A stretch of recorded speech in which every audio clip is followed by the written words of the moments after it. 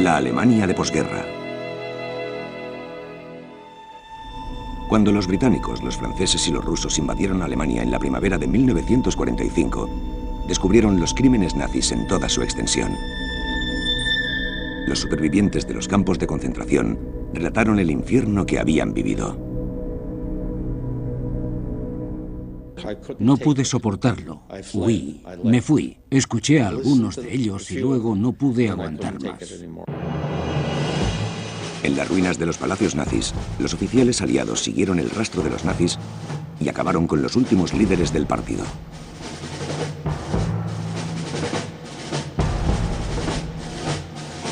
¿Pero qué iba a ser de los alemanes? La imagen de Alemania era la de la Alemania nazi. Un régimen asesino que había sido apoyado por la gran mayoría de la población. Los alemanes. El mayor problema para los vencedores. ¿Qué debíamos hacer? Era la gran masa de la población, los ciudadanos de Alemania. Los principales secuaces de Hitler fueron sentenciados rápidamente y la búsqueda de los criminales de guerra nazis ocultos continuó en el futuro. Pero, ¿qué depararía el futuro? Queríamos crear algo nuevo y diferente. Los vencedores se centraron en los niños y las personas jóvenes para darles una perspectiva diferente. Se preparó a los alemanes vencidos para que se reincorporaran a la comunidad de naciones democráticas mediante una nueva cultura y una nueva política. ¿Tendríamos que sofocarlos para siempre? ¿Matarlos a todos? ¿O animarles y darles la oportunidad de llevar una vida mejor? Pero llevaría mucho tiempo. Y las sombras del pasado nunca desaparecerían completamente. Culpables y víctimas. Antes del régimen de Hitler, había 500.000 de judíos en Alemania. En 1945, después de la liberación de los campos de concentración, había solamente unos cuantos miles. Los supervivientes del Holocausto y sus libertadores entonaron juntos antiguas oraciones en sinagogas improvisadas.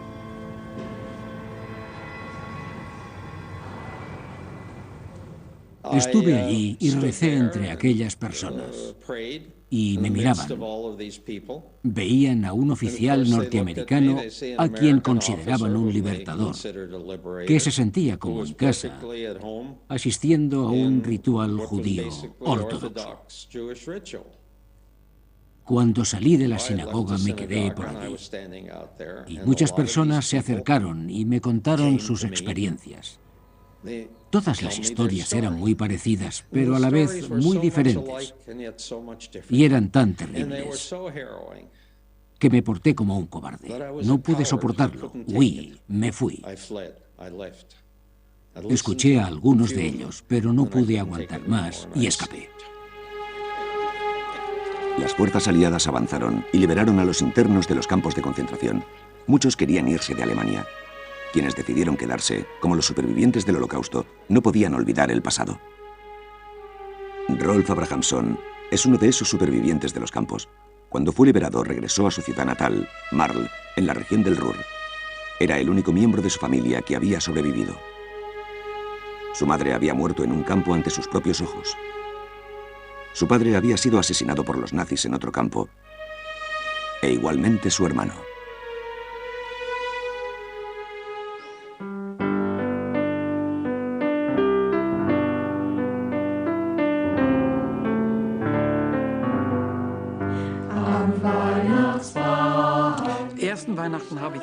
Esa primera Navidad quise hacer lo que mi madre solía hacer. Interpreté villancicos cristianos al piano.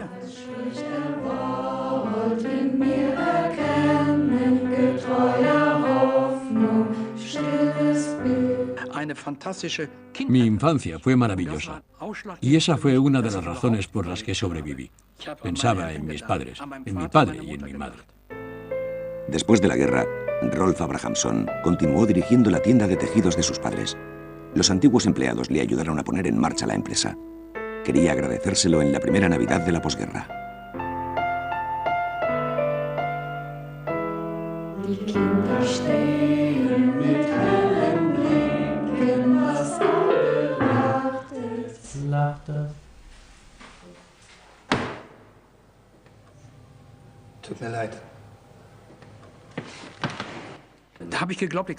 Pensé en tocar villancicos, como hacía mi madre, pero sentí una gran nostalgia y lloré tanto que no he vuelto a hacerlo. Nunca he organizado una fiesta de Navidad desde entonces. Tenía 13 años cuando vivió la Noche de los Cristales Rotos del 9 de noviembre de 1938. Vio cómo los nazis golpeaban a su padre hasta casi matarlo. Incendiaron la casa de sus padres en la Lochstrasse de Marl y se llevaron a la familia. Los metieron en la cárcel y luego los sacaron de la ciudad.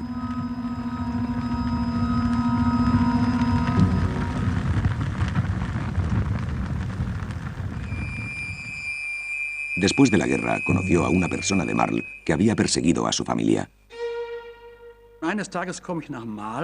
Estaba en Marl un día y decidí ir a Recklinghausen. Y había un hombre andando por el borde de la carretera, esperando que alguien le llevara a Harna. Pensé, está al borde de un camino rural y no para nadie. Ha perdido una pierna, le llevaré. Por el camino me habló del 9 de noviembre del 38. Dijo, habíamos comido y bebido juntos y me dijeron que me reuniera con ellos en Lochstrasse, la mañana del día siguiente. Vas a ver algo bueno, me dijeron, y fui. La tienda ya estaba ardiendo. Me llevaron al piso de arriba. No puedes imaginar cómo era. El piso de los Abrahamson estaba tan sucio que era indescriptible. Abrí la puerta del coche tranquilamente y le dije, lástima que no perdiera usted la otra pierna también. Fuera de aquí. Mis padres no eran sucios. Y lo dejé al lado del camino.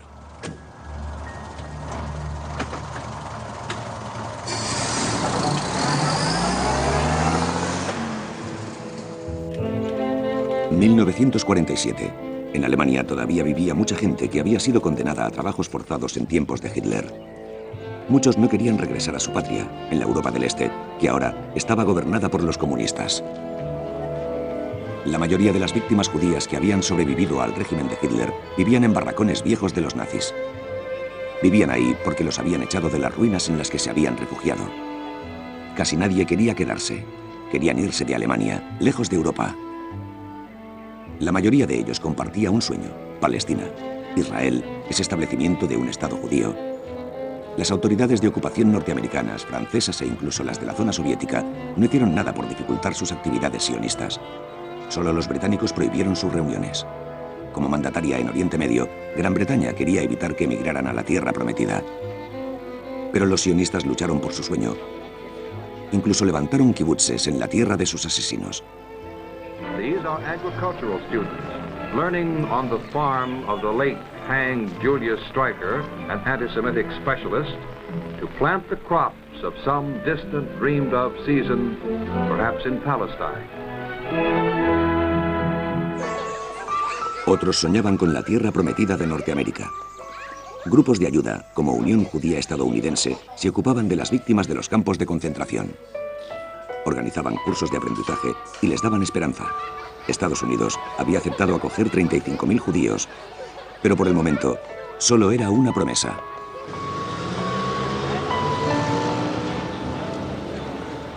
Pero ¿dónde estaban los ejecutores? Los libertadores no podían leer las mentes de los alemanes. ¿Dónde estaban todos aquellos que gritaban entusiasmados Heil Hitler? ¿Qué había ocurrido con los millones de miembros del partido nazi? ¿Dónde estaban las personas que habían denunciado, perseguido y exterminado a los judíos? No confiamos en ningún alemán. La imagen de Alemania era la de la Alemania nazi, un régimen asesino que había sido apoyado por la gran mayoría de la población. Al principio no confiábamos en ellos. 12 años de nacionalsocialismo no podían ser borrados de un día para otro. Encuestas realizadas por los aliados revelaron que la gran mayoría pensaba que el nacionalsocialismo había sido una buena idea, pero mal aplicada. Un tercio de los alemanes pensaba que los judíos no podían tener los mismos derechos que los demás. Los vencedores habían dividido a Alemania en 4 zonas. Aquellas en las que se había respaldado activamente la dictadura nazi fueron castigadas. Primero se destruyeron las imágenes y los símbolos bajo los que el país había sido gobernado durante 12 años.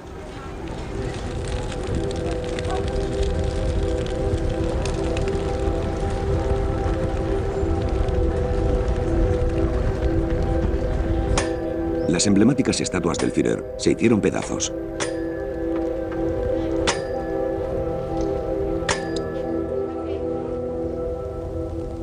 En el Palacio de Justicia de la ciudad alemana de Nuremberg, los vencedores se prepararon para juzgar a los líderes nazis, una de las últimas acciones conjuntas de los aliados.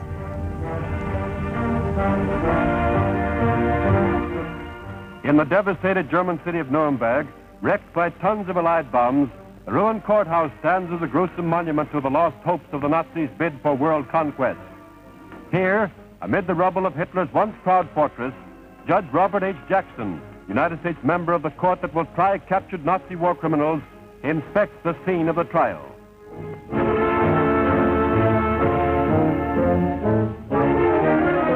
Pounded by our sharpshooting bombardiers, the courtroom gets much-needed repairs by German prisoners of war. Between the courtroom and the neighboring jailhouse, a long covered passageway is constructed to shelter the Nazi big shots on their way to justice.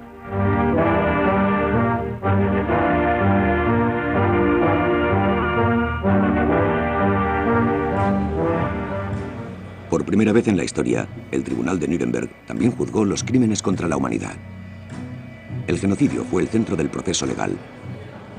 Una docena de líderes nazis fueron sentenciados a muerte. Los demás fueron condenados a penas de prisión o absueltos. No era fácil administrar justicia en un estado que ya no existía. Muchos alemanes hablaban de la justicia del vencedor. En las 4 zonas se dictaron decenas de penas de muerte en juicios celebrados posteriormente. Los aliados intentaban demostrar que la injusticia nazi estaba siendo expiada por fin. En los cuarteles generales de la zona norteamericana de Frankfurt, los estadounidenses presentaron el plan más exhaustivo de desnazificación. Todos los alemanes serían revisados y pagarían sus fechorías si era necesario. Solo entonces podrían volver a ocupar su lugar en la sociedad. Los alemanes fueron divididos en varias categorías: delincuentes peligrosos, delincuentes menores, simpatizantes y exonerados. El CIC, Grupo de Contraespionaje, actuó en nombre del FBI. Investigaron a fondo cualquier acto criminal de los nazis. Además del partido nazi, teníamos el SD, las SS y algunos más. Registramos todo Berlín y teníamos permiso para hacerlo. But as MG's prisoners climbed down, suddenly the immensity of MG's job in this or any German city is symbolized by another prisoner, a cocky little Aryan Superman. Like thousands of his countrymen, he was still infected. That's the point. He wasn't even being hypocritical or trying to pretend that he was cured. He showed off, still a 2-bit big shot in his own mind, even here in prison under MG guard, and with a decent, respected German questioning him. He was still a Nazi, and always would be.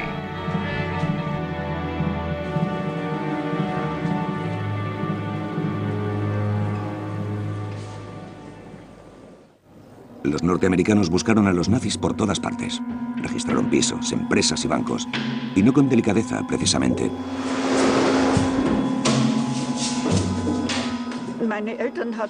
Mis padres tenían una caja de seguridad en el banco y un día recibieron una carta. Los norteamericanos ordenaron que se abrieran todas las cajas fuertes. Querían saber qué contenían. Dios sabe qué pensaban que había escondido la gente.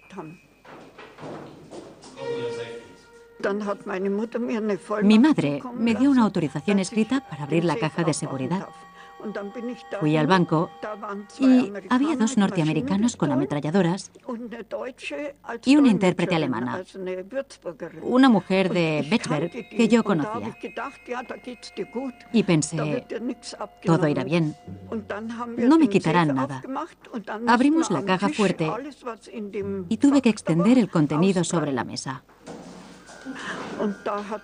Había algunas joyas de mi madre, unas acciones que ya no valían nada y la medalla que había ganado mi madre en la Primera Guerra Mundial. Marlies Plaster era de una familia conservadora. Su padre había sido oficial en la Primera Guerra Mundial. Ella había sido soldado jefe de tropa de la BDM, una organización nazi para jovencitas. Era contraria a los ejércitos de ocupación. No éramos nacionalsocialistas, sino nacionalistas alemanes, y había una diferencia. Su padre se había negado a jurar lealtad a Hitler y por consiguiente perdió su trabajo, pero para la familia la derrota de Alemania era difícil de aceptar. Mi padre tenía la medalla militar más alta de Baviera, que había ganado en la Primera Guerra Mundial. Y me había dicho, trae la medalla, y si no vuelves con ella, solo Dios sabe lo que te haré. Pensaba que los norteamericanos la confiscarían. Pero no, miraron las joyas y le dijeron a la intérprete que se quedara con una de ellas. Y como me temía, la cogió.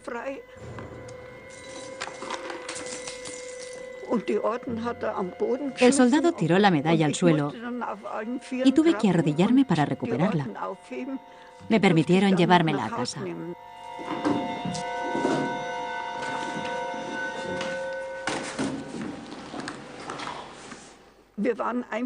Nos sentíamos humillados. Habíamos perdido la guerra y teníamos que soportar esas humillaciones, que eran terribles para la gente joven.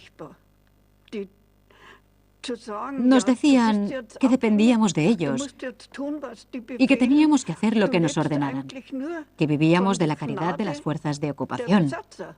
Era horrible. Muchos alemanes no recibieron bien a sus libertadores, que investigaban su pasado y su actitud por medio de cuestionarios. Todos tuvieron que declarar detalladamente su afiliación a cualquier partido político, su participación política y su conducta antes de 1945. What Nazi organizations did you join, mein Herr? What's been your source of income, meine Frau? Did you fight the Nazis? If so, how? The job was tough, the Germans cynical. Solamente en la zona norteamericana se rellenaron más de 12 millones de cuestionarios. Los alemanes tuvieron que poner sus vidas sobre el papel.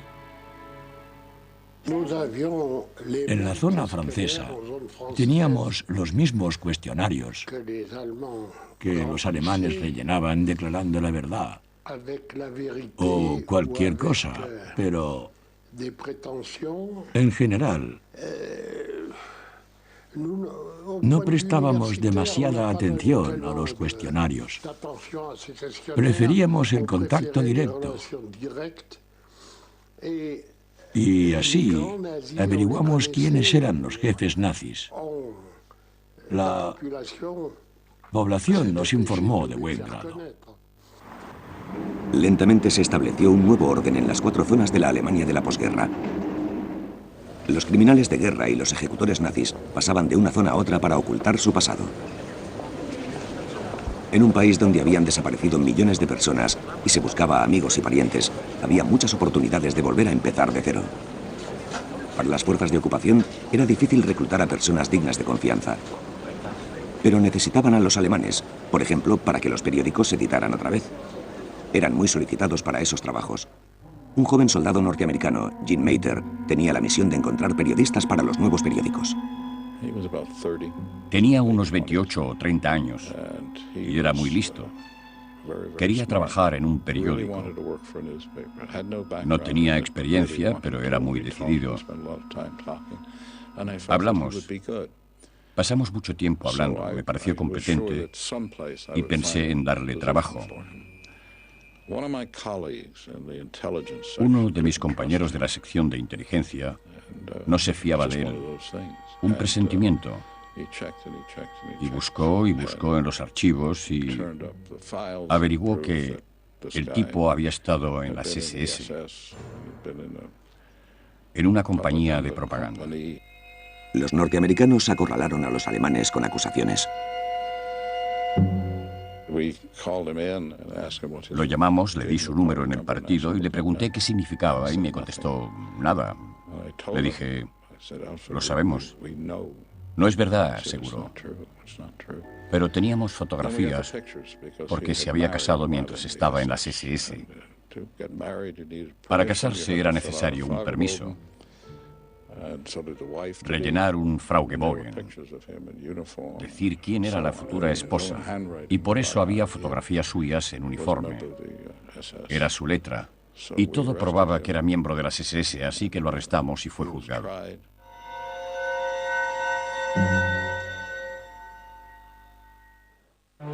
Sin embargo, el proceso de desnazificación se convirtió en un auténtico dolor de cabeza para los aliados de la zona oeste. Encargaron el trabajo a los alemanes, que se ocupaban de castigar a sus compatriotas culpables. Se aprobó una nueva ley a ese efecto. In einem feierlichen Staatsakt wurde in München das Gesetz zur Befreiung von Nationalsozialismus und Militarismus unterzeichnet. Das Gesetz gibt den Mitläufern die Möglichkeit, durch Zahlung einer Buße für den Wiedergutmachungsfonds oder durch freiwillige Arbeitsleistung den Übergang in die Reihen der aufbauwilligen demokratischen Kräfte zu finden. En la zona soviética, la desnazificación era más dura que en el oeste. Los ocupantes soviéticos eran los aliados más radicales. Despojaban a los nazis de sus trabajos, los sentenciaban y los confinaban en campos. Cientos de miles huyeron a las zonas occidentales para escapar de ellos.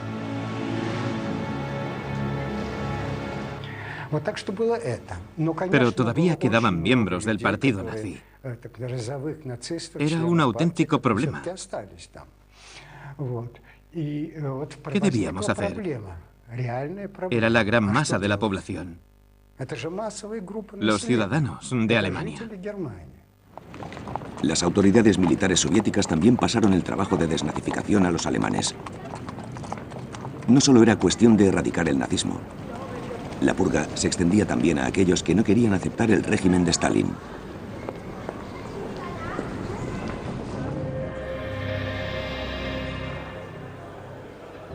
Mitläufer oder Verbrecher, das soll hier entschieden werden. Die Sache gegen den Herrn Fritz Bär in Pankow und Sie sind Mitglied der Partei gewesen und wollen Sie uns mal sagen, wann sind Sie eingetreten, Herr Bär? Die Zeugen haben es schwer, diesen Herrn zu entlasten. El castigo en la zona soviética era bastante arbitrario. Podía sucederle a cualquiera, de repente.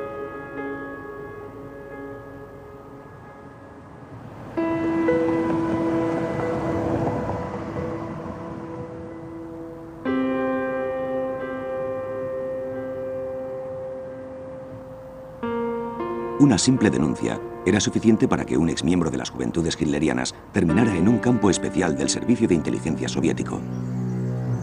Y las condiciones eran muy duras en sus campos de concentración. Muchos no sobrevivieron.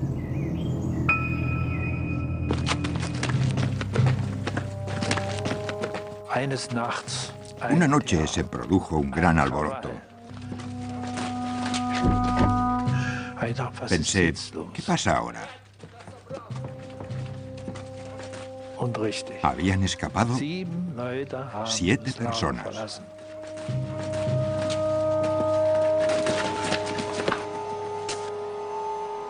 Rudi Paina, encarcelado en 1945 por ser el jefe de las juventudes hitlerianas de un pueblo cercano a Magdeburgo, acabó en el campo especial de los soviéticos en Poznan. Poznan era un infierno, un campamento de barracones. Por la huida de los 7 prisioneros, el comandante del campamento ordenó duras represalias. Fusilarían a 2 prisioneros por cada uno de los fugitivos. No sé por qué, pero un oficial vino derecho hacia mí.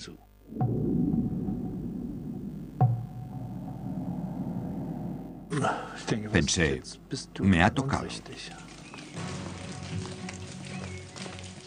Y no me equivoqué. Habían huido 7 personas y escogieron a 14 entre los prisioneros. Nos dieron picos y palas y nos sacaron del campamento hacia los bosques. Y entonces el sargento al mando, o un oficial, no lo recuerdo, empezó a andar y a contar los pasos.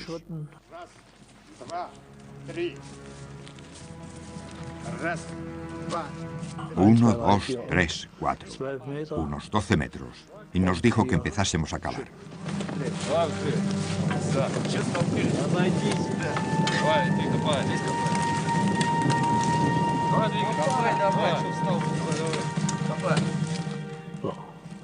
Teníamos que cavar nuestra propia tumba. Imaginen lo que pasaba por nuestras mentes. No podíamos movernos, todos estábamos temblando, tardábamos demasiado y nos dijo que cavásemos más deprisa. No sé cuánto tiempo estuvimos abriendo la zanja.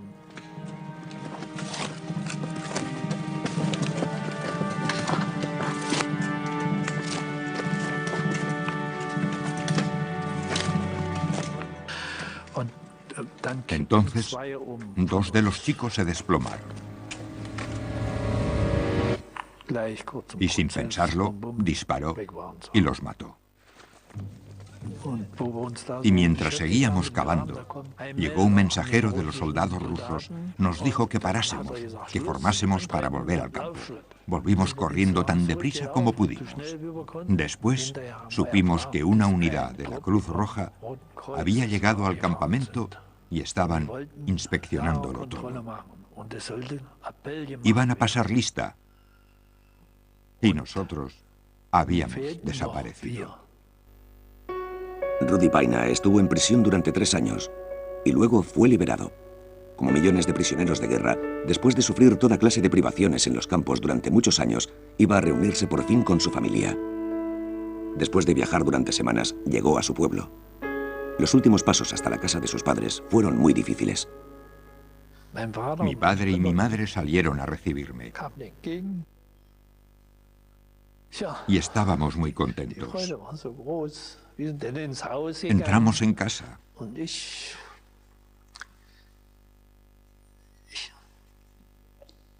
Y durante un tiempo estuve descansando.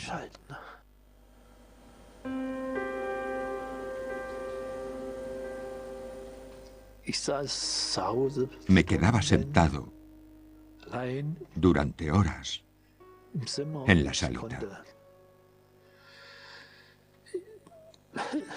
No podía hablar, no quería hablar.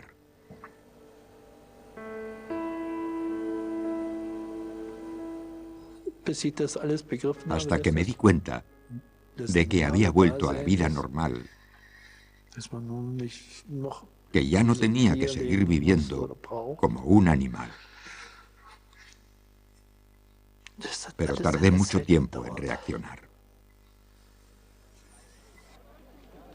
En las zonas occidentales, los alemanes soportaron la desnazificación y a las fuerzas de ocupación. A veces se quejaban, pero aguantaron pacientemente. La minuciosidad y la objetividad del proceso se convirtieron en un impedimento para los aliados.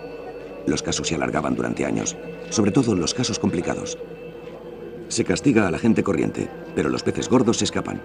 Eso era lo que veían los alemanes.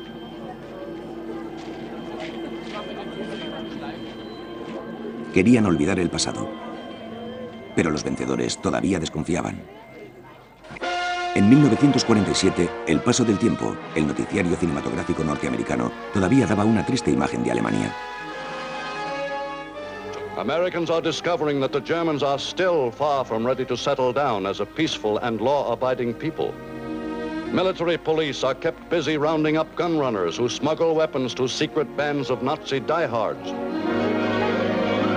Alemania, un paraíso para los delincuentes políticos, es lo que reflejaba el sentir popular. Still hiding out in the cellars of ruined towns and cities are werewolf gangs, young fanatics who were Hitler's most emotional idolaters and who have inherited the dream of a Nazi Reich greater and more powerful than ever. Pero en Alemania la realidad era diferente. Y yo no creía lo que decían. Los norteamericanos sabíamos muy bien lo que ocurría. Tenían muy limitada su actividad, aunque a veces ponían bombas. Y volaron un coche oficial en Stuttgart, cerca de donde yo estaba destinado. pero no podían hacer gran cosa. No ocurrió nada importante. Se producían algunos ataques a las autoridades de ocupación. Los autores fueron apresados inmediatamente. In Stuttgart fällte ein amerikanisches Militärgericht das Urteil gegen die 11 Attentäter auf die Spruchkammern von Stuttgart und Umgebung. Der Prozessverlauf hatte mit erschreckender Deutlichkeit die Vergiftung einer Generation aufgezeigt, einer Jugend, die mit nationalsozialistischen Doktrinen durchtränkt nur Gewalttat und Vernichtung als Lebenszweck betrachtete. Das Gericht verurteilte den Hauptschuldigen, den 23-jährigen Siegfried Kabus, zum Tode durch den Strang. Sein Verteidiger nannte ihn das Idealprodukt narzisstischer Erziehung. 9 der Schuldigen sind noch nicht 20 Jahre alt. De hecho, el jefe de la pandilla sobrevivió. Las horcas no se utilizaron. La banda de Kabus pasó muchos años en prisión y más tarde fueron perdonados por un tribunal alemán. En la zona de ocupación soviética, incluso la posesión de armas era castigada con la pena de muerte. Un grupo de jóvenes se negó rotundamente a aprender ruso. Y además, algo que muchos de sus allegados no sabían, o tal vez nadie, también tenían armas que escondían por todas partes durante los primeros meses después de la guerra. Algo difícil de imaginar en nuestros días. Mikhail Chernenko, exprisionero, sirvió de intérprete a los soviéticos en su búsqueda de personas que se resistieran a las fuerzas de ocupación. Habían escondido las armas debajo del tejado, en un desván accesible desde el dormitorio del joven que vivía allí. Uno del grupo. Los soldados registraron la casa donde sospechaban que ocultaban las armas. El joven era hijo de un médico conocido. Sus padres no sabían nada y aseguraban que era inocente. Pero enseguida se convencieron. Subieron al desván y las encontraron tal como sospechaban. Bajo uniformes militares había rifles, lanzacohetes antitanque, granadas. Todo había entrado por una puerta secreta. El médico casi se desmayó y tuvo que ser atendido. No tenía la menor idea. La madre casi se muere de miedo y del disgusto. La ocupación significa que gobiernan los militares. Y atentar contra el ejército y la posesión de armas puede representar la muerte. Es así. En la zona norteamericana también había campamentos donde estaban internados desde el fin de la guerra miembros de las temibles SS de Hitler, funcionarios del partido y figuras importantes dentro del régimen nazi. Los norteamericanos habían perseguido a los nazis incansable y despiadadamente. Pero 2 años después, su determinación flaqueaba. En el campamento de Darmstadt todavía quedaban 11.000 hombres esperando las vistas de desnazificación. Los estadounidenses habían pasado la dirección del campamento a los alemanes. A los internos les era fácil escapar de vez en cuando. Y les ayudaba a la población.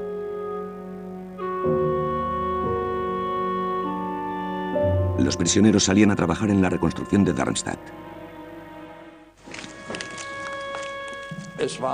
Todas las mañanas salían camiones con grupos que iban a colocar las vías del tranvía.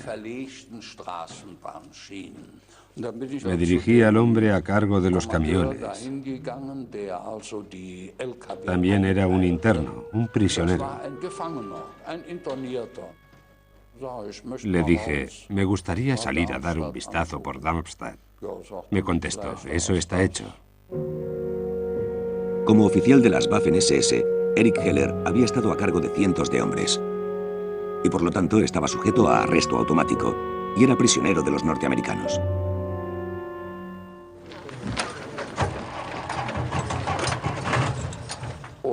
Los camiones salieron del campamento.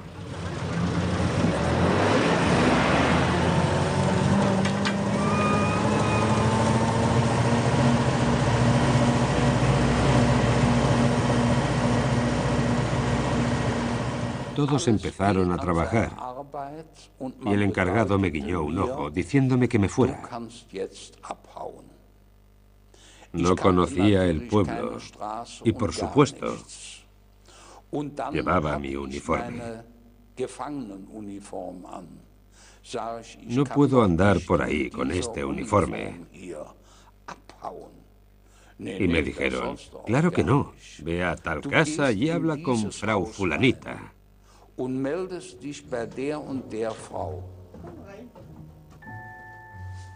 La mujer me dijo, ahí hay ropa, cójala que le esté bien y deje su uniforme. Había varias piezas de ropa que habían dejado los prisioneros y encontré algunas cosas que me quedaban bien. Unos pantalones, una camisa y algo más. Me miró y dijo, está perfecto, ¿a dónde quiere ir? Y contesté, a tal calle.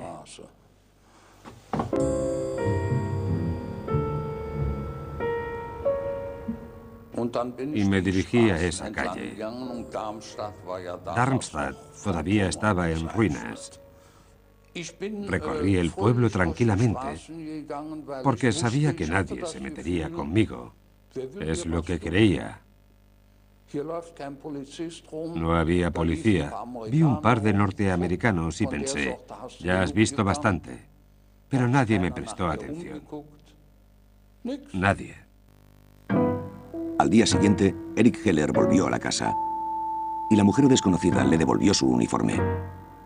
Regresó al campamento entre los obreros y esa noche durmió feliz en su tienda. Nadie se había dado cuenta. Salí unas 3 o 4 veces.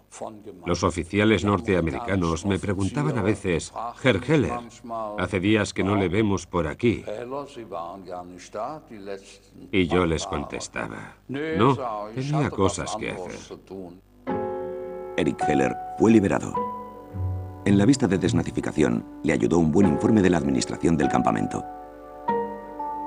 Aunque al principio se le acusó de ser activista nazi, la sentencia fue leve. Tuvo que pagar una multa de 500 marcos y durante 2 años solo se le permitiría trabajar en puestos de servicio. Después de eso, podría optar a mejores empleos.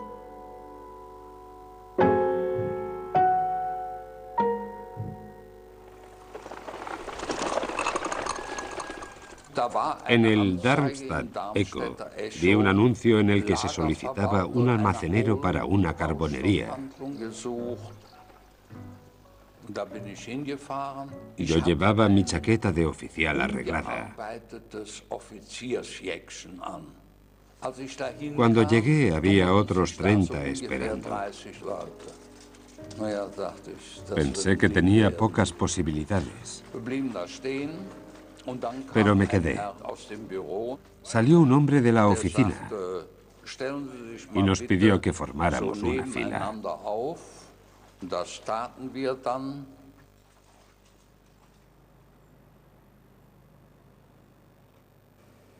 Miraba y miraba y pensé, me está mirando. Entonces me señaló y dijo, pase a la oficina, por favor.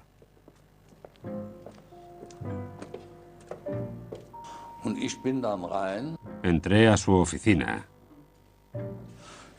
y dije, soy Eric Heller.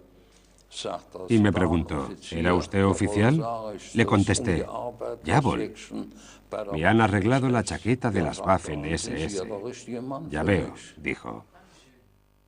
Usted es el hombre que necesito. Las Waffen-SS estaban consideradas como un buen cuerpo y la gente todavía lo respetaba. Eric Heller pasó por el proceso de desnazificación sin dejar rastro. Estaba orgulloso de su pasado nazi y volvía a estar libre. Las autoridades de ocupación estaban tomando una actitud más pragmática. El mariscal de campo Montgomery, el comandante en jefe británico, fue el primero que lo dijo en voz alta. Nada es posible en este país destrozado sin trabajadores alemanes cualificados. La industria alemana había servido voluntariamente a las necesidades de la guerra. La producción se subordinó incondicionalmente a los planes de Hitler. Ahora los mismos directores ofrecieron sus servicios a las autoridades aliadas, felices de contar con ellos. Heinrich Nordhoff era un líder de la industria de guerra a cargo de la producción de camiones para el ejército. Se le había prohibido trabajar en la zona norteamericana, pero sus servicios fueron bien recibidos por los británicos.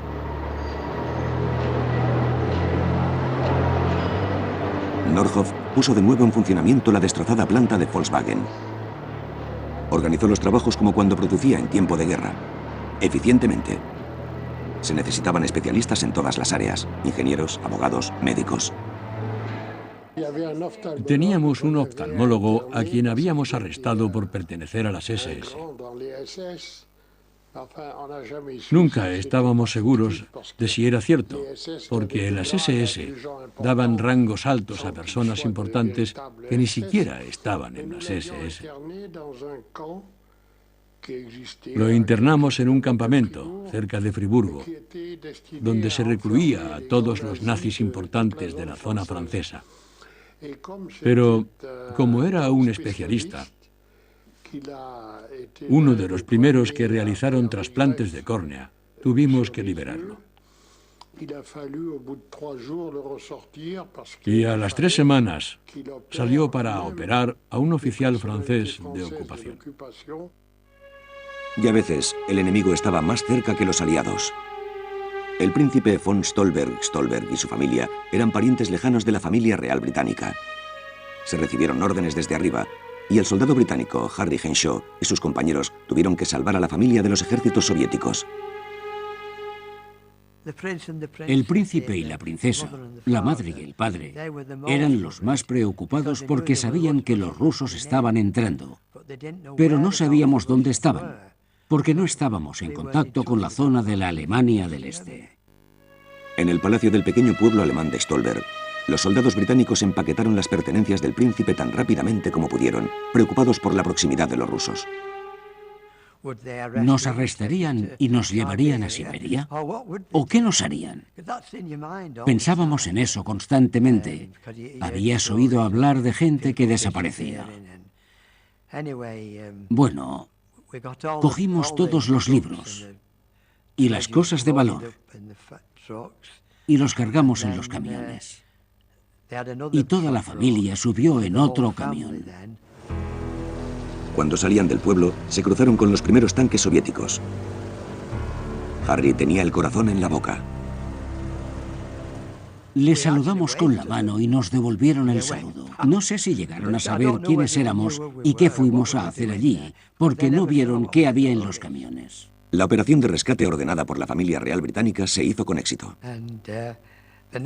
La mañana siguiente desfilamos en la plaza del mercado y nuestro oficial dirigía el desfile, dando órdenes, ya saben. Y de repente, el príncipe y la princesa salieron del hotel donde los habíamos alojado. Entraron en la plaza, se acercaron al capitán y se abrazaron a él.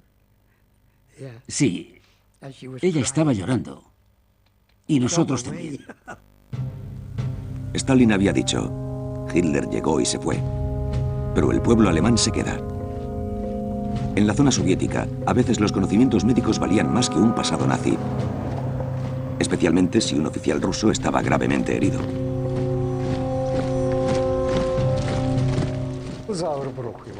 Creo que se llamaba Sauerbruch. Era un cirujano famoso catedrático. Llegamos y yo serví de intérprete a nuestro hombre. Sauerbruch notó que el oficial estaba asustado. Le dijo, comandante, no se preocupe. He tratado a Stalin, a Mussolini y a Hitler, así que también podré curarle a usted. Ferdinand Sauerbruch, director médico del Hospital de la Caridad de Berlín, era el médico más famoso de Alemania y dio publicidad a la zona soviética. Las fuerzas de ocupación se sirvieron del arte y la cultura en un intento de mostrar sus valores a los alemanes. Russischer Volkstanz, einstudiert von Pavel Virsky.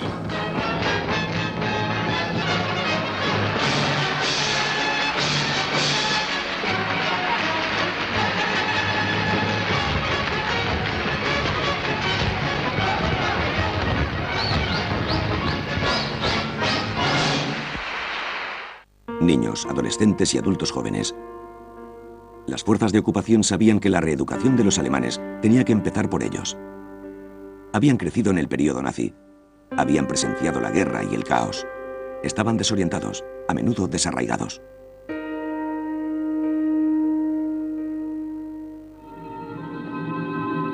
But the greatest headache is education. You will never get Nazi ideas out of the heads of some of the adults, particularly those living away from the devastated areas. What about the children? For them, the desolated landscape provides a dream playground. The derelict weapons of war might have been specially designed to have games with. There are Germans who know this can't go on.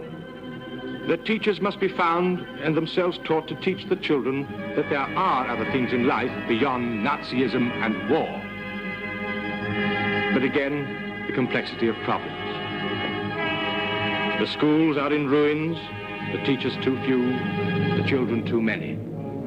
And as the months go by, the children are growing up and getting more like their fathers.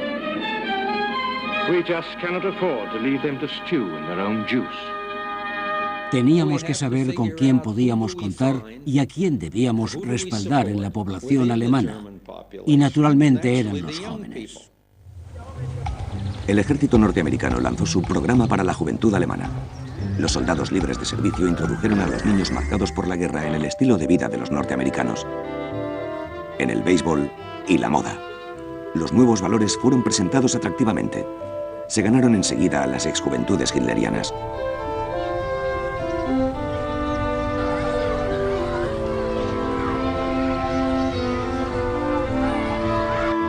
Las chicas de Hitler tenían los mismos sueños que las amas de casa estadounidenses.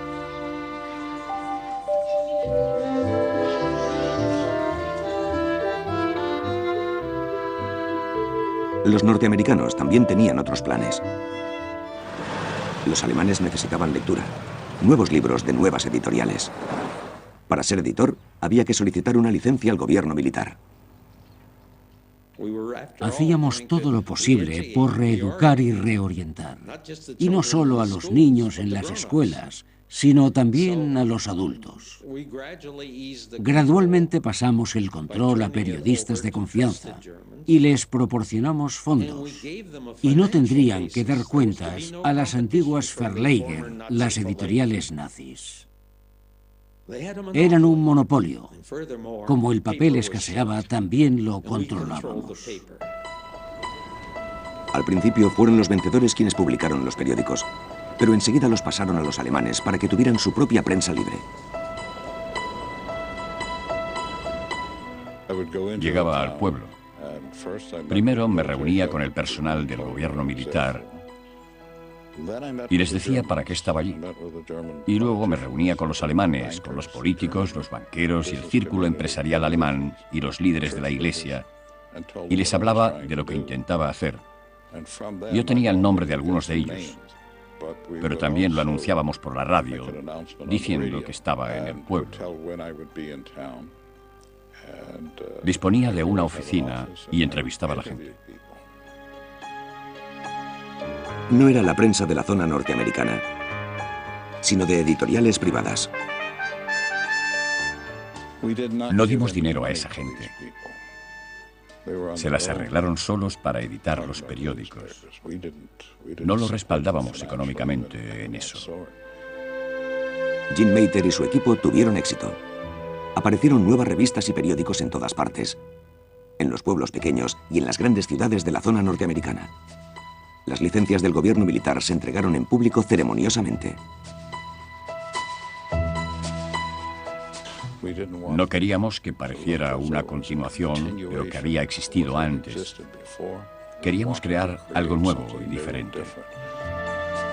Las fuerzas de ocupación de las zonas occidentales dieron a los alemanes la clave para la democracia, la libertad de la prensa. Lo que hicimos fue establecer la prensa libre en Alemania.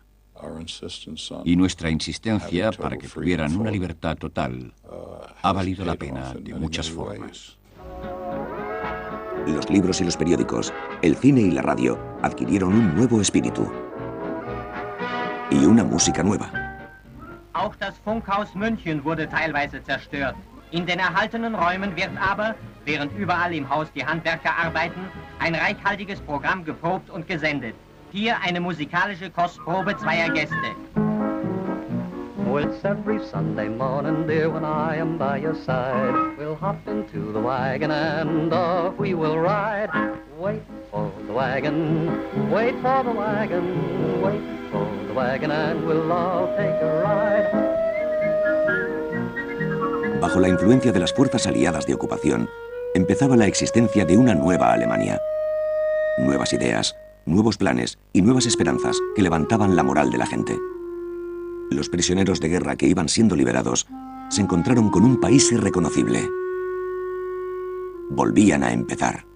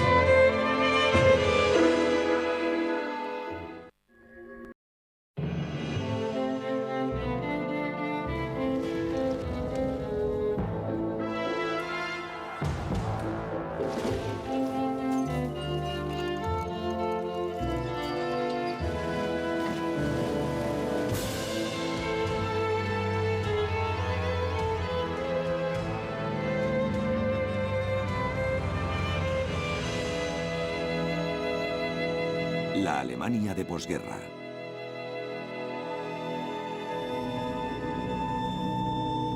Alemania, 3 años después de la guerra. Las ciudades todavía estaban en ruinas. Los alemanes derrotados no tenían idea de qué les deparaba el porvenir. Estaban en manos de los vencedores, que gobernaban Alemania dividida en 4 zonas diferentes. En el oeste estaban los norteamericanos, los británicos y los franceses, y en el este los soviéticos. En 1945, los vencedores habían acordado que Alemania debía permanecer unificada, pero los aliados estuvieron discutiéndolo durante algún tiempo.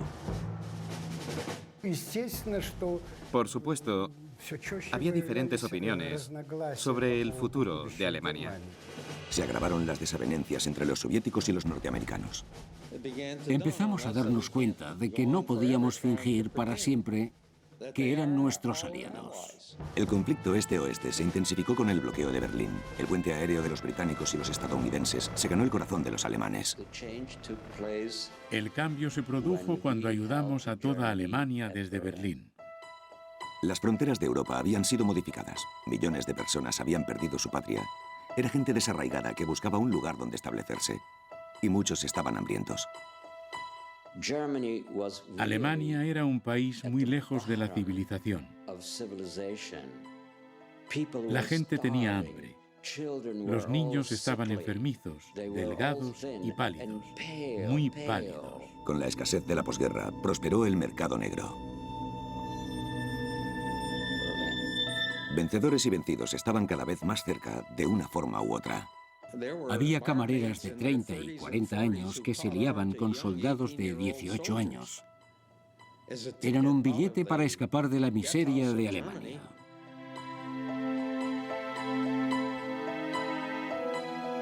La Guerra Fría. Todos los europeos sufrieron lo indecible durante la guerra. Muchos quedaron impedidos, habían perdido un brazo, una pierna o la vista, pero mantenían la voluntad de vivir. Lo que contaba era el futuro, no el pasado.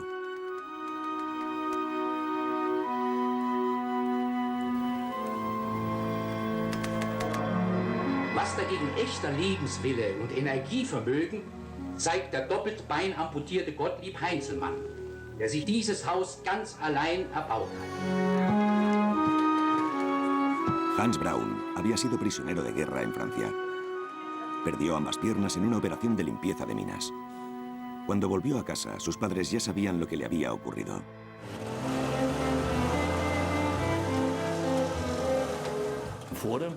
Fuera de la estación ferroviaria de Kassel, me esperaba una ambulancia de la Cruz Roja y me llevaron a casa.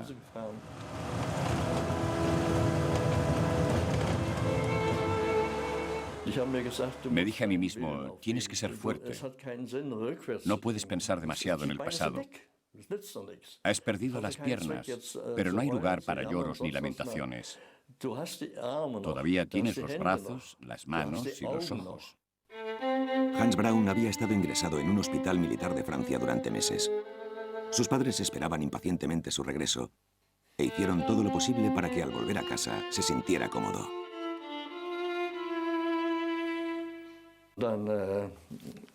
Me llevaron dentro y me sentaron en el sofá.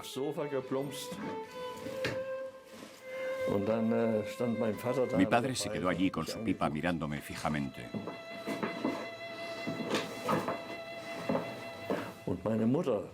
Y mi madre dijo, ¿te frío una chuleta, hijo? Mi madre era muy práctica. Sabía que me gustaban las chuletas rebozadas acompañadas de un par de huevos y le dije, sí, mamá. Y entonces me sentí como en casa. El padre siempre había estado orgulloso de su hijo, que estaba dotado para los deportes y el arte. Pero Hans Braun se enfrentaba a su mayor desafío. Quería andar, pero nadie creía que lo haría, ni siquiera mi padre.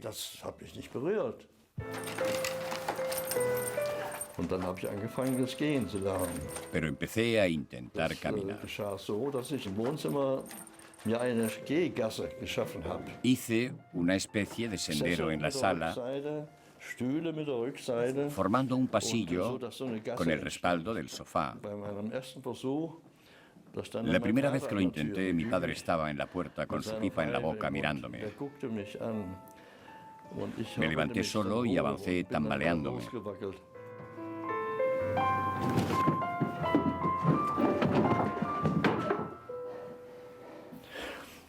Hice ese ejercicio durante 6 semanas y cada día llegaba un poco más lejos.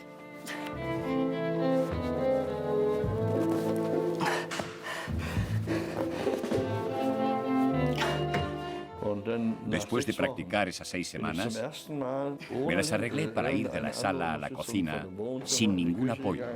Y dije, papá, ya puedo andar. Quería hacerlo. Estaba totalmente decidido a volver a caminar.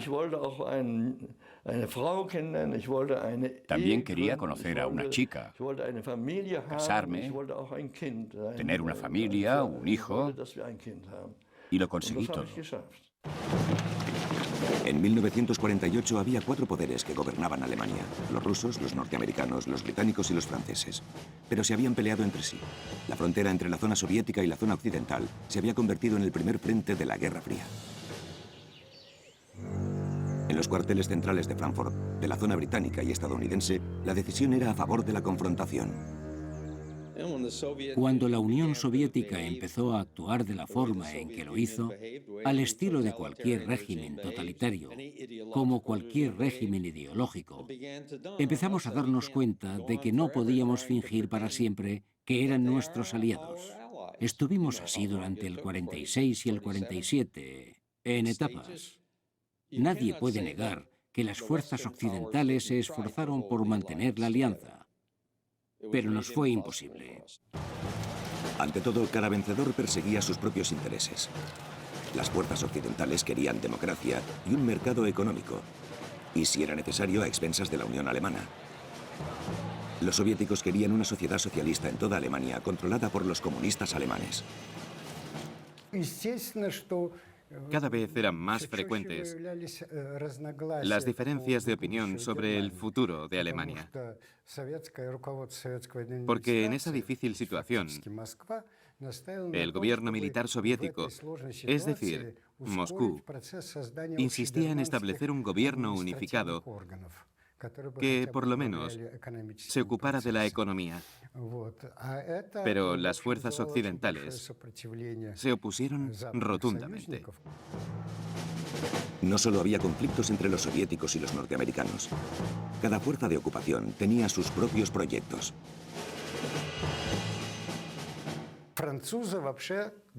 Los franceses siguieron impidiendo que Alemania se unificara. Y su relación con el gobierno norteamericano era algo complicada. Estos, a su vez, también tenían dificultades con los británicos. Era a nivel político y tenía que ver con el hecho de que el gobierno de Gran Bretaña era laborista, que respaldaba a las fuerzas izquierdistas de Alemania, lo que no gustaba a los norteamericanos, que deseaban una política cada vez más conservadora en su zona de ocupación. Las fuerzas de ocupación se peleaban por asuntos importantes, pero también por cosas de menor importancia. Lo que era bueno en una zona no lo era en las otras. Alemania tenía muchísimos problemas y cada una de las fuerzas lo resolvía de forma diferente. Por ejemplo, los norteamericanos fueron los primeros en liberar a todos los prisioneros de guerra alemanes.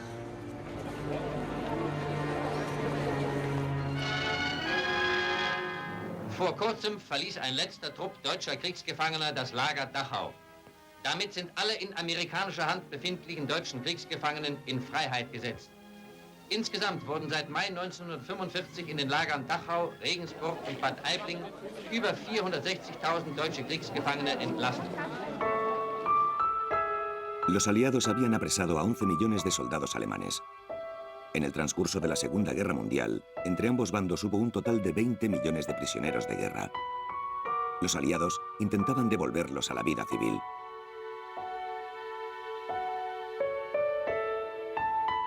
Pero el regreso no siempre era agradable. Recuerdo que una de esas veces saltaron de los camiones para irse a casa y me quedé allí observando. Nadie vino a recibirlos. ¿Qué podías decir de ellos? Aunque lucharan a favor de una causa equivocada, por lo menos casi todos lucharon bien. Y no solo los soldados, sino también la población civil, que sufría los llamados daños colaterales, aunque no era algo deliberado. Y pensé, están aquí y nadie ha venido a recibirlos, después de sobrevivir y luchar durante tanto tiempo. No había mujeres. Probablemente muchas mujeres estaban con las fuerzas de ocupación. Los que fueron liberados tuvieron que seguir un largo proceso. Algunos tuvieron suerte y les dieron ropas del ejército norteamericano, pero eso les causó problemas en otras zonas. En Karlsruhe, los norteamericanos liberaron a un centenar de prisioneros de guerra. Les dieron uniformes del ejército para que se vistieran con ellos a su regreso a Friburgo. El general al mando en Friburgo envió soldados para que los arrestaran. Los condujeron a unos barracones, los desnudaron y los enviaron a casa en ropa interior. Muchos no podían regresar a casa porque las fronteras de la Europa oriental y central habían cambiado después de la guerra. Los antiguos territorios del este de Alemania estaban ahora bajo la administración polaca o rusa. Parte del este de Polonia estaba gobernada por los soviéticos. Había grandes migraciones de población.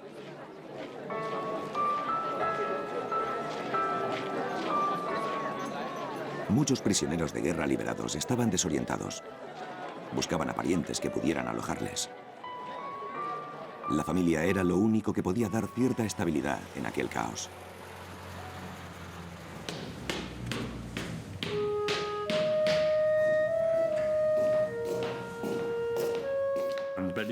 Yo tenía varios parientes en Berlín. Sabía la dirección de la casa de mi tía y pensé, iré allí a ver qué encuentro. Vestíamos uniformes soviéticos y los berlineses creían que éramos rusos, hasta que nos oían hablar en alemán y nos preguntaban, ¿de dónde sois? Estábamos presos en Rumanía, en los Cárpatos. Algunos nos preguntaban, ¿conocéis a fulano? Mi hijo estaba allí. Helmut Augustat tenía 22 años y era de Königsberg. Después de pasar un año en un campo de prisioneros ruso, fue liberado en la zona soviética.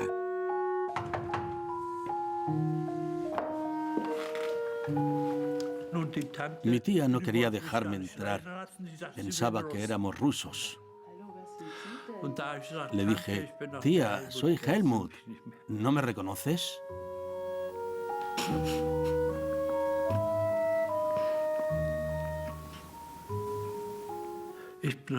Soy Helmut de Königsberg.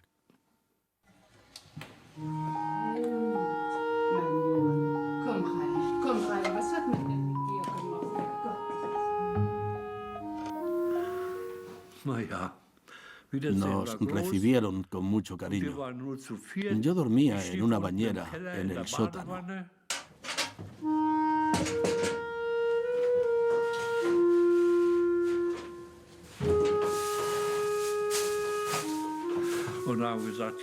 Pero no podíamos quedarnos. Queríamos volver a casa.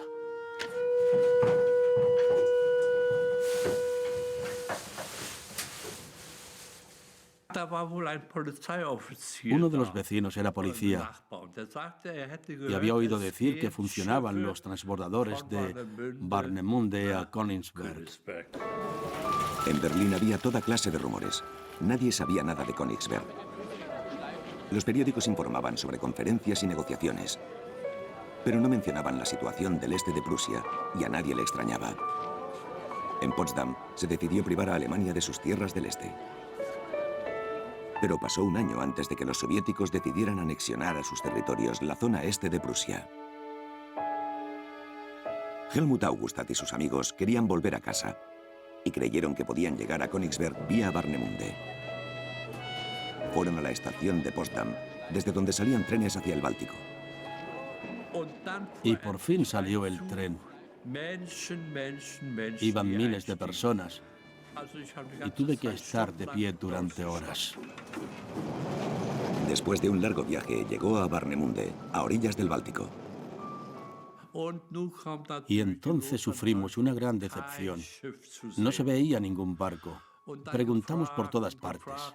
¿Hay algún barco que salga de aquí para Königsberg? No. Aquí ya no funciona nada. Todo está destrozado. Olvidaros de ir a Königsberg. Helmut Augustat era uno de los 30 millones de personas que perdieron sus casas después de la guerra. Generaciones de sus familias habían vivido en el este. Ahora estaban desarraigados. Tuvo lugar una inmensa emigración. 6.600.000 alemanes tuvieron que dejar sus ciudades. Se reubicaron 4,5 millones de polacos.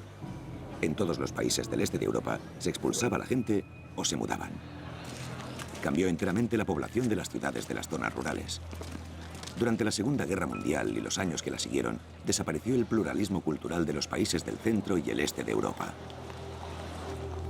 Ein Staat, der selbst Erbe einer ungeheuren Katastrophe ist, soll die Enterbtung aufnehmen und kann doch nicht viel anderes tun, als den endlosen Strom der Heimatvertriebenen durch Massenquartiere zu schleusen und das Elend zu registrieren. Los refugiados y reubicados tuvieron que encontrar un nuevo lugar donde vivir.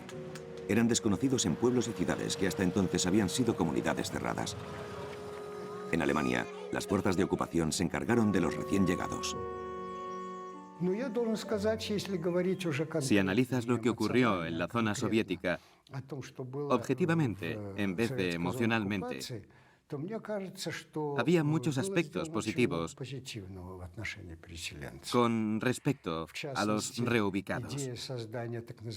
Entre otros, la ayuda a los nuevos agricultores, la donación de tierras y el apoyo económico. Se les ayudó a adaptarse más deprisa y a encontrar formas de ganarse la vida. Se les dio más ayuda que en las zonas occidentales. Pero los recién llegados no fueron bienvenidos en todas partes. Desde nuestro punto de vista, el problema de la asimilación era el más importante al que se enfrentaba el gobierno militar soviético para prevenir nuevas catástrofes. La guerra había roto cientos de miles de familias en toda Europa. ¿Dónde están mi padre, mi esposa, mis hijos? En Alemania, la Cruz Roja creó un centro para la búsqueda de desaparecidos.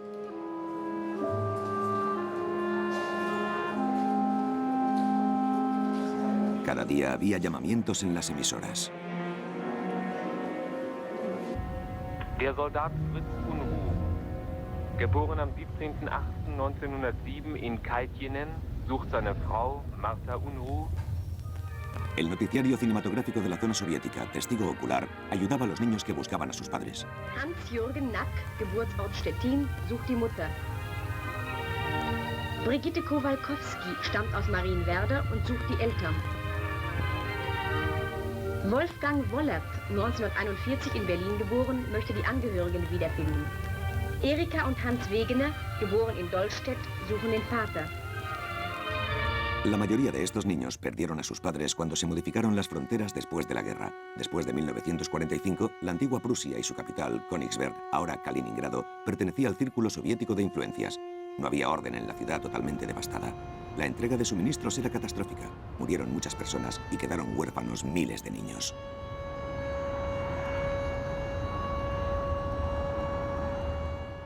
Mi madre murió de hambre. Enfermó de disentería y aunque consiguiésemos un par de mendrugos de pan, no podía comer.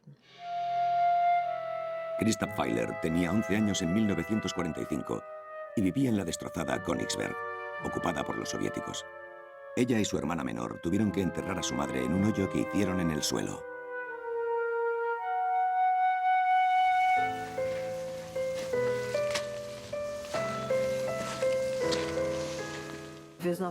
Íbamos a las ruinas para arrancar maderas de las casas destrozadas por los bombardeos. Una vez anduve en equilibrio sobre una viga del techo de un viejo salón de baile para coger 3 tablas.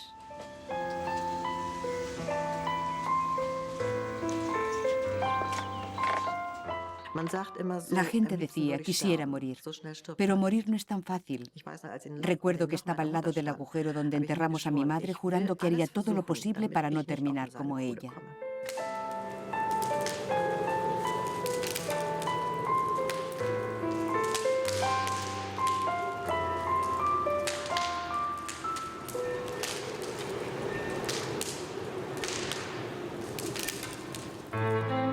Después de un año, los niños fueron internados en un orfanato soviético.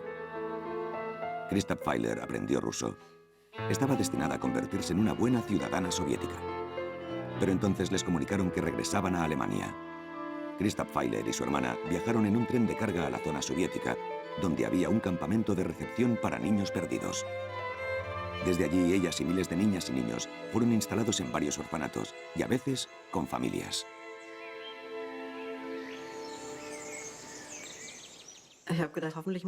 Esperaba no tener que quedarme allí. Había miles de niños, también bastantes adultos, y para mí era una pesadilla. Duchas, asistencia médica, ropa, formularios de registro, pero les faltaba calidez y amor.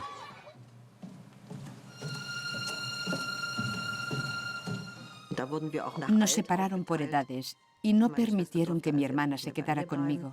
La alojaron en una habitación diferente. Y esa misma noche vino a buscarme.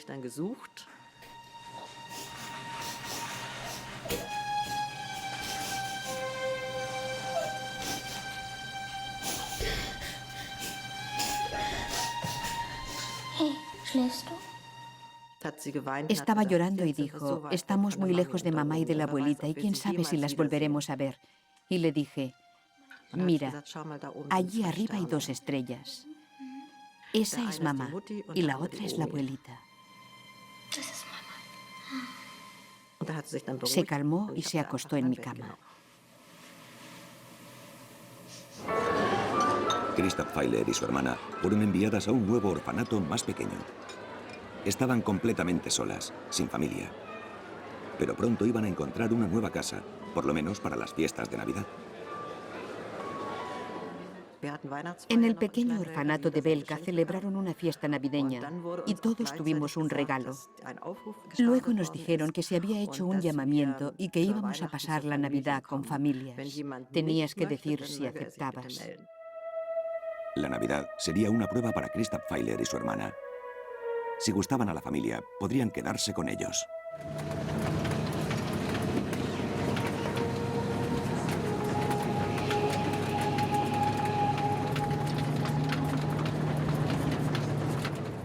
El autobús vino 2 días después y nos llevó a las casas.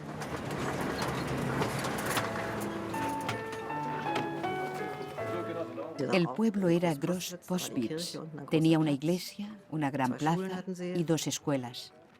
La gente que quería alojar a los niños durante la Navidad nos estaba esperando al otro lado de la plaza cuando llegamos.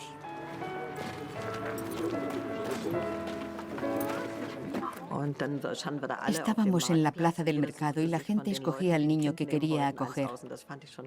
A mí no me gustaba que me observasen de ese modo.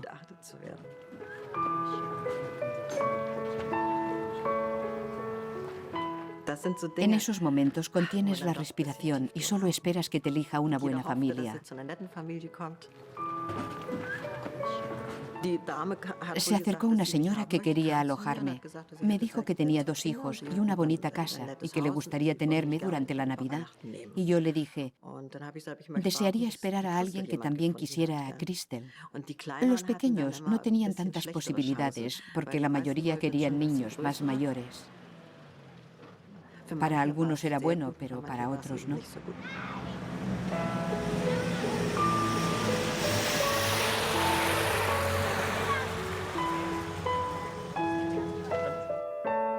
Las hermanas se quedaron con su nueva familia después de la Navidad, pero nada podía reemplazar la calidez de su infancia perdida. Todo fue bien. La familia no era practicante, así que la Navidad fue un poco diferente a lo que era en mi casa. No cantaban villancicos, ni nada de eso. 2 años después, Christa Pfeiler se fue al oeste, como una de las miles de personas que cruzaron la frontera ilegalmente. La zona fronteriza del este estaba fuertemente custodiada y muchos no consiguieron regresar. Los noticiarios cinematográficos del este los describían como a criminales.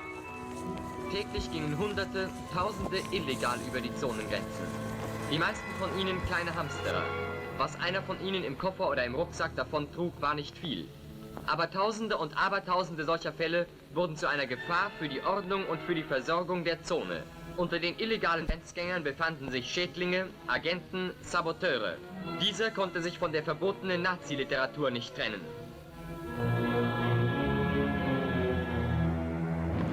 En el este, el gobierno militar soviético y el SED controlaban la política y la economía. La distribución de suministros seguía siendo catastrófica, pero los soviéticos se negaban a aceptar ayuda del oeste bajo las condiciones fijadas por Estados Unidos. Intentábamos mejorar la economía alemana y ofrecimos ayuda a los rusos, a la zona rusa. En ese momento, debieron aceptarla porque era beneficiosa para ellos, pero pensaron que perderían el control y su principal objetivo, dominar en toda Europa. El este y el oeste se miraban con desconfianza. ¿O solo era un malentendido? No tengo la menor idea de dónde llegó esa información, pero por lo que yo sé, en esos momentos, para la Unión Soviética lo más importante era conservar lo que tenía. En el este se confiaba en el comunismo y en una economía planificada. Lo que era bueno para la Unión Soviética era bueno para Alemania. Mehr elektrische Energie erzeugen, die Kohlenförderung steigern, mehr Stahl produzieren und das Transportsystem erweitern. Das sind die 4 Fundamente des Wiederaufbaus unserer gesamten Wirtschaft. Los soviéticos y el SED todavía creían que se podía mantener una Alemania unificada. Hasta 1948, como periodistas, como seres humanos, como miembros del gobierno militar soviético, estábamos convencidos de que habría una Alemania unificada, quizá un Estado federal acordado.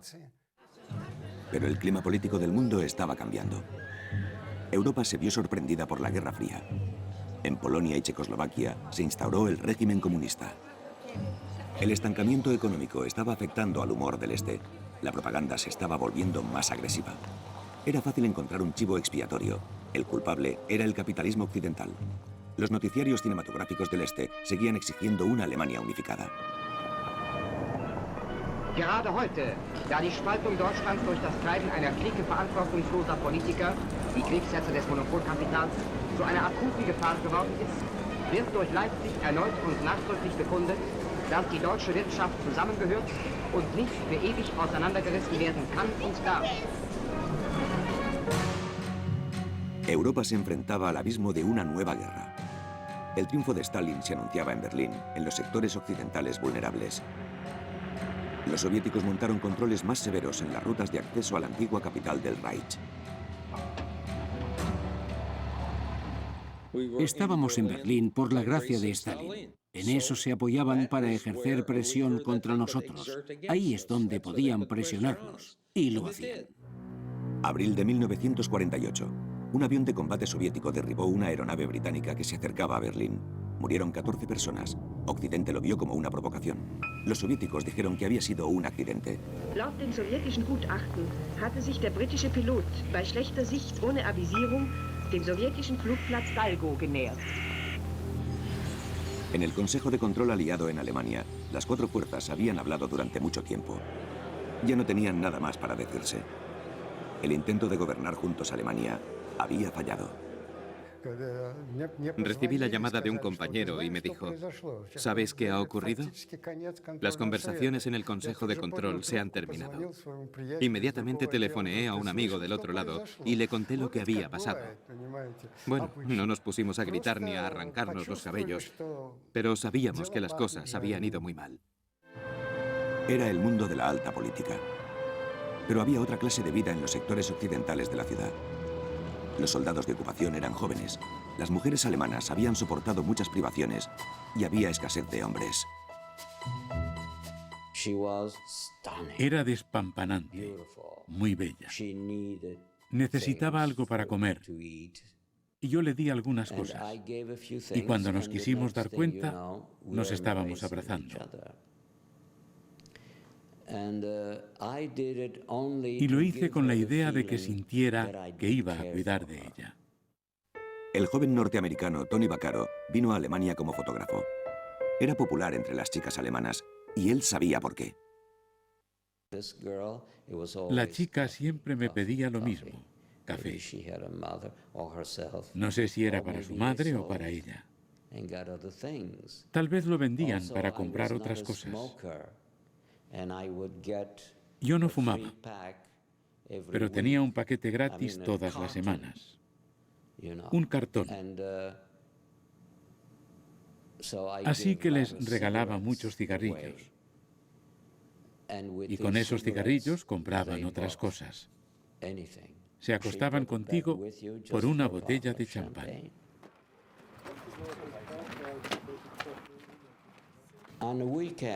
Un fin de semana del verano, yo estaba tomando el sol en ropa interior. Y ella vino con un traje de baño muy viejo y se puso a mi lado. Solo estábamos los dos. No había nadie más en la casa. Estábamos hablando.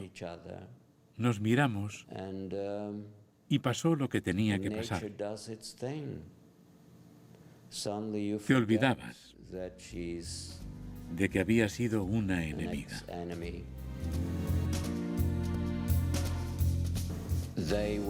Estaban desilusionados. Pensaban que los norteamericanos no estábamos civilizados. Abundaban los bares, los clubes y los cabarets. Las mujeres querían tener algunas comodidades, un hombro en el que apoyarse y tal vez algo más. Es una forma de sobrevivir. Había camareras de entre 30 y 40 años que se liaban con soldados de 18 años para tener un billete de salida de Alemania y marcharse con ellos a los prósperos Estados Unidos. Pero también había amor verdadero entre las ruinas.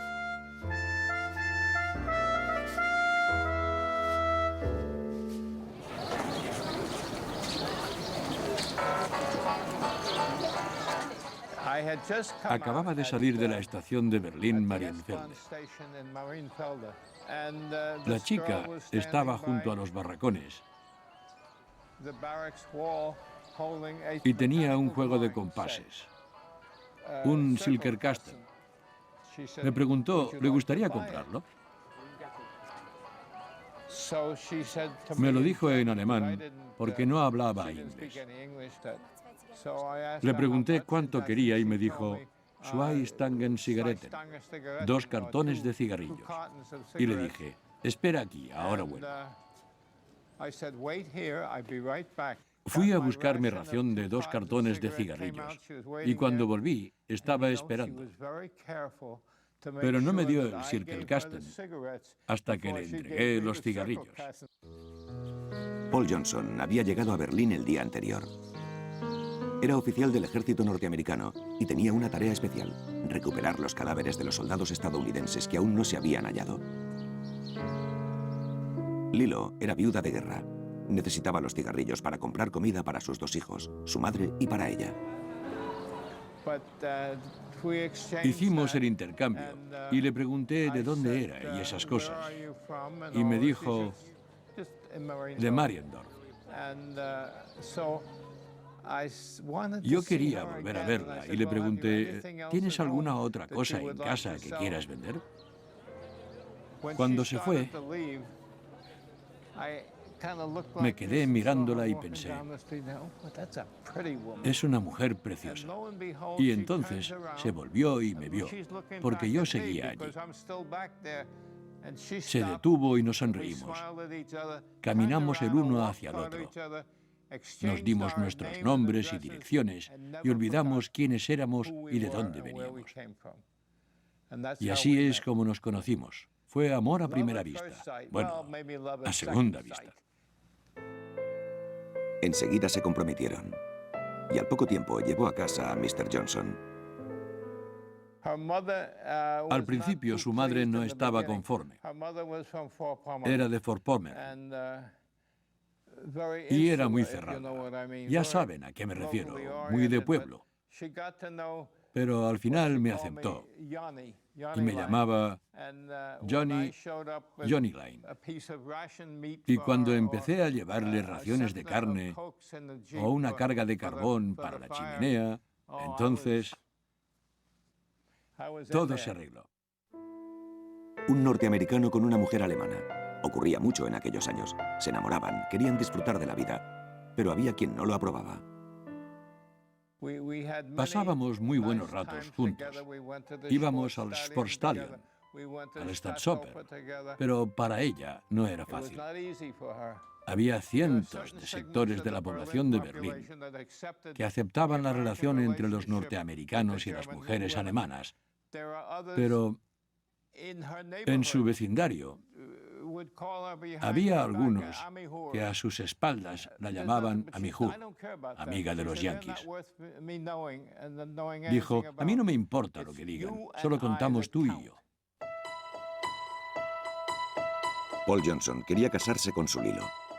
Tuvo que conseguir varios documentos del ejército, del capellán del ejército, de las autoridades de la ciudad, del gobierno militar. El papeleo era interminable. Los documentos tardaron en llegar cerca de 1 año y 3 meses.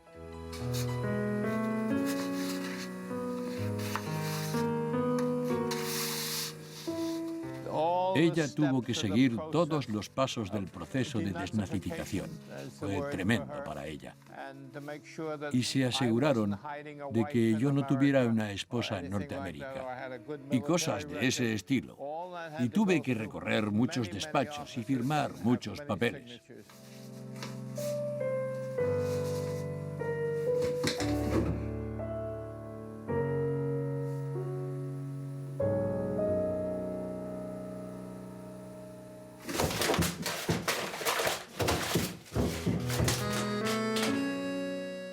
Un día volví a casa de la oficina y sobre la mesa de la cocina estaban rotos todos los documentos.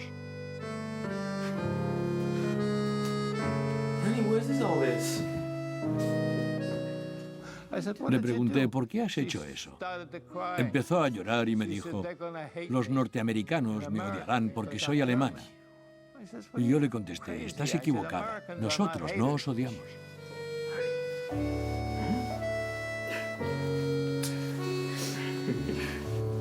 Paul Johnson obtuvo todos los documentos otra vez y finalmente pudieron casarse. 2 días después tuvieron que marcharse de Alemania, llevándose a los hijos de Lilo en un barco de transporte de tropas con destino a Estados Unidos. Eran las reglas militares. Y eso no era todo. Imaginen. Acabas de casarte, tu esposa está en un camarote, tú estás en otro, deseando estar junto a ella, pero no puedes. El gobierno dice que no puedes entrar en su camarote. Y así estábamos, esperando. Fue la espera más larga de mi vida. En Alemania la gente también esperaba el nuevo dinero. La miseria del mercado negro de los años de la posguerra solo podía ser superada con una reforma de la moneda. Los soviéticos y los aliados occidentales esperaban a ver quién haría el primer movimiento. Am Vorabend des 18. Juni. Gesteigerte Nervosität, knisternde Spannung, das Gefühl, es ist soweit. Und dann war es soweit. Ein Sturm auf die Geschäfte setzt ein. Jeder will das alte Geld noch anlegen. Alle kaufen alles und die Geschäfte schließen vielfach. En las zonas occidentales, el dinero viejo se cambió por el nuevo a un porcentaje de 10-1. Se levantaron las restricciones de los precios y el mercado negro se derrumbó. Pero la nueva moneda solo era válida en el oeste. Eso planteaba una amenaza para el este.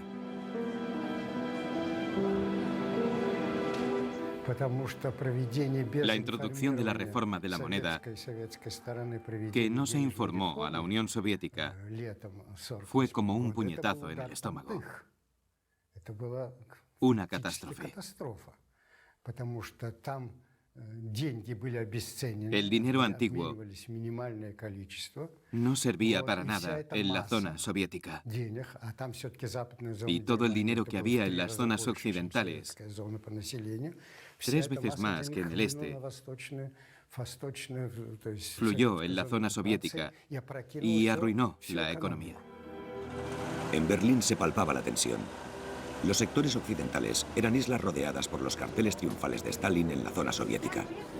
El dictador estaba decidido a forzar a los occidentales a sentarse a la mesa de negociaciones. El día siguiente a la reforma de la moneda, se cortó el suministro eléctrico a Berlín y se cerraron las carreteras del oeste. El bloqueo fue el primer gran pulso en la Guerra Fría. No imaginaban que responderíamos transportando grandes cantidades de suministros, que fletaríamos aviones con alimentos y carbón para bastante tiempo y que lo haríamos sistemáticamente. Norteamérica tenía el potencial para llevar a cabo el proyecto y lo hicimos. Y en el proceso nos ganamos a la población alemana.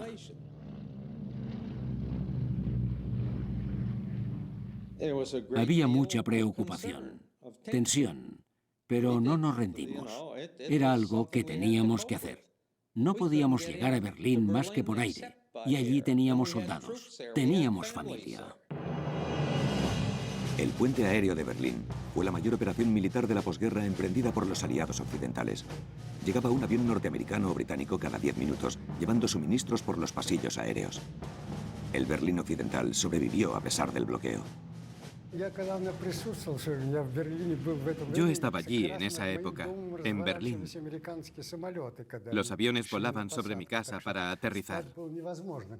Apenas podías dormir. Pasaba uno cada 10 minutos.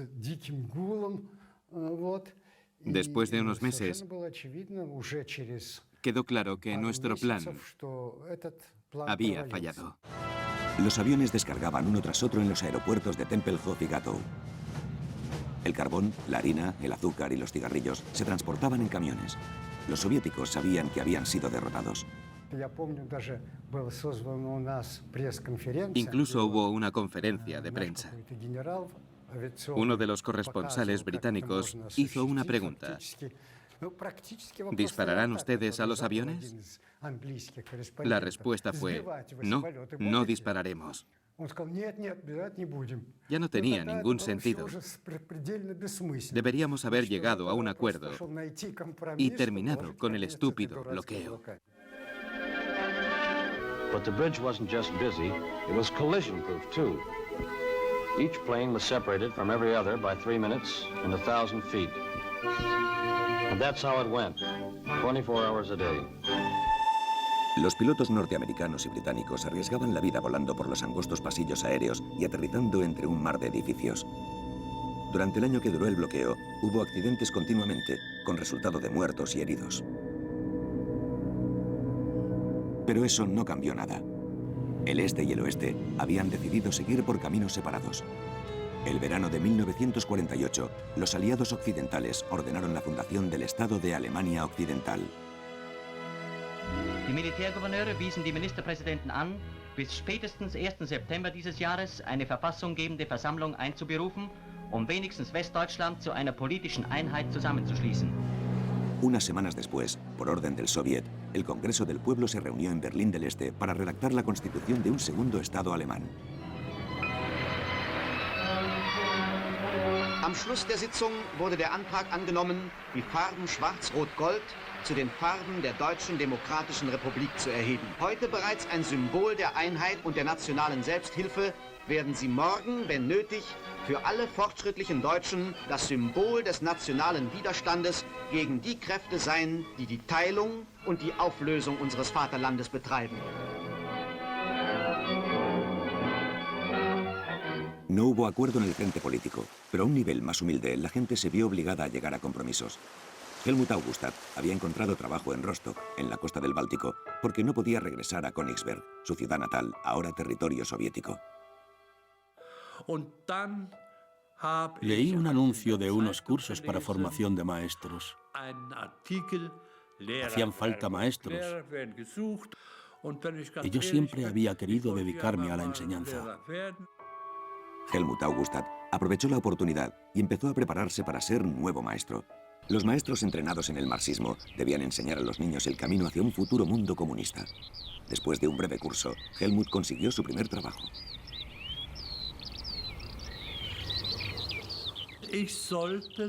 Empecé en Echavo, al este de Bad Sulze.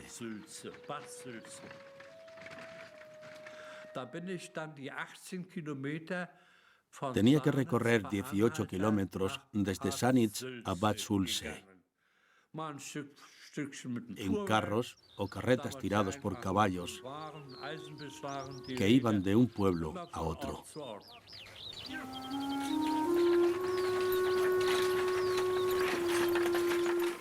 En la aldea esperaban ansiosamente a Helmut Augustat.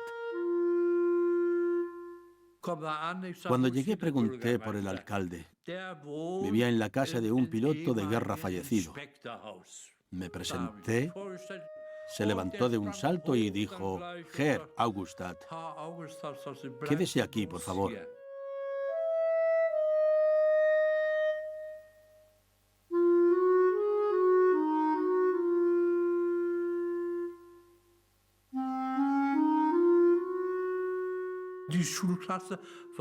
Las clases se daban en la casa de una finca.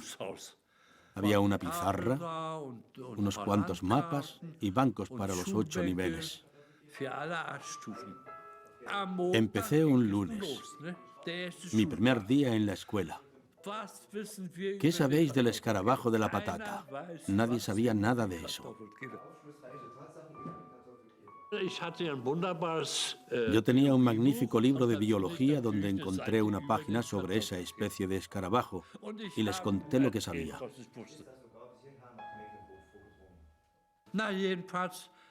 Y bueno, enseguida conocí a los alumnos y a sus padres. Iba de casa en casa todos los días. Pronto me conocía todo el pueblo y lo pasé bien.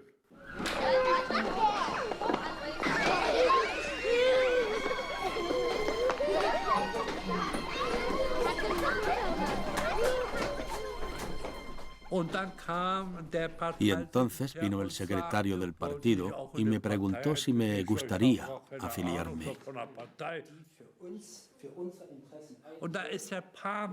Le dije que no sabía nada del partido. Vino unas cuantas veces y me dijo que tenía que afiliarme, porque todos los demás ya lo habían hecho. Acepté y me afilié. El Partido Comunista era todopoderoso en la zona soviética. Era la base de la sociedad socialista. El nuevo maestro tuvo que asistir a un curso. Me explicaron lo estupendo que es el comunismo y que cada uno vive de acuerdo a su valía. A quien se lo merece le dan un automóvil o una motocicleta, y etc. El curso duró 2 semanas y cada día había un tema nuevo. Lo estupendo que era el comunismo. Había un enemigo evidente, Occidente, donde las personas eran esclavas del capital. Occidente estaba destruyendo la Unión Alemana. El partido nos dijo que la zona oeste quería explotarnos y subyugarnos. Pero en realidad no sabíamos cómo era la zona oeste. Helmut Augustat adoraba su profesión. En una colonia de vacaciones de la escuela cerca del Báltico, conoció a alguien que iba a cambiar su vida. Irma, el gran amor de su vida.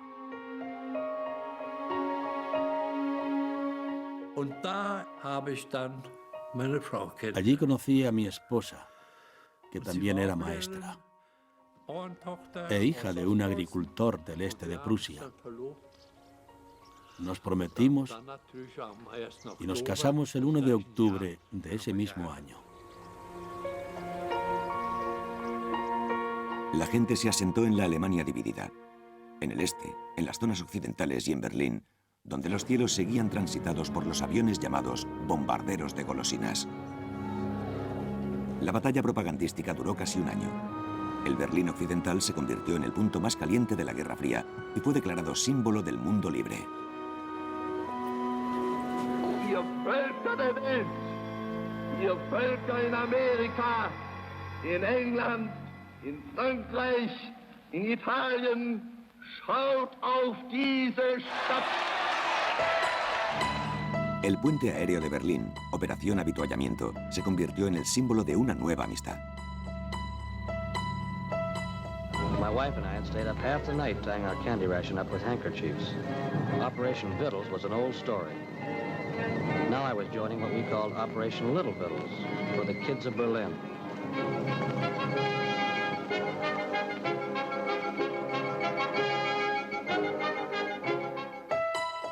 Los alemanes, por gusto o por necesidad, habían hecho amistad con las fuerzas de ocupación. Desde ahora, iban a vivir en un país dividido, separado por el telón de acero. Estados Unidos y la Unión Soviética se veían como nuevos enemigos. El bloqueo de Berlín y el puente aéreo fueron el origen de una nueva era para Europa y el mundo.